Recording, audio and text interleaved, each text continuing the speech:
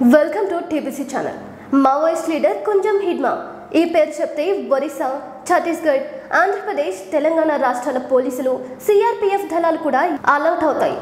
ఎందుకంటే Maoist leader Hidma గొరెల్లా operations లో చాలా సార్లు సిఆర్పీఎఫ్ మరియు కూంబింగ్ చేసిన పోలీసులను వందల్లో చంపాడు. హిడ్మాకి భయం అంటే ఏంటో తెలియదని, ఒకసారి ఏదైనా ప్లాన్ చేస్తే ఫెయిల్ అవడం ఉండదని, గొరెల్లా ఆపరేషన్స్ లో హిడ్మాని ఓడించడం అసాధ్యమని చెప్పేవారు. కుంజం అనే ట్రైబల్ జాతికి చెందిన వారు అన్నిటికీ తెగిస్తారని, చావంటే భయం ఉండదని చెప్తారు. అలాంటి గిరిజన జాతిలో పుట్టిన వాడే హిడ్మా.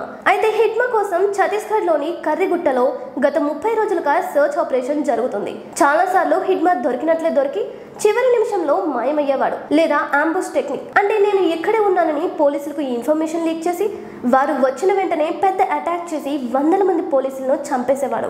హిడ్మాని పట్టుకోవడం లేదా ఎన్కౌంటర్ చేయడం అనేది అన్ని రాష్ట్రాల పోలీసులకు పెద్ద ఛాలెంజ్ గా ఉండేది.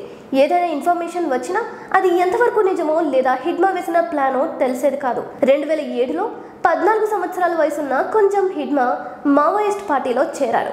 మావోయిస్ట్ పార్టీలోని అనేక శాఖలు, జననాట్య మండలి, జేఎన్ఎం, బాల్ సంఘం లాంటి వాటిలో పనిచేశాడు.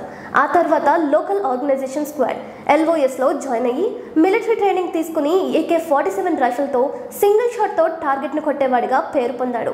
నక్సలైట్ లీడర్లు మెప్పు పొందిన హిడ్మా 2016 నుండి Andhra, Orissa border AOB operations మొత్తం చూసుకునేవాడు.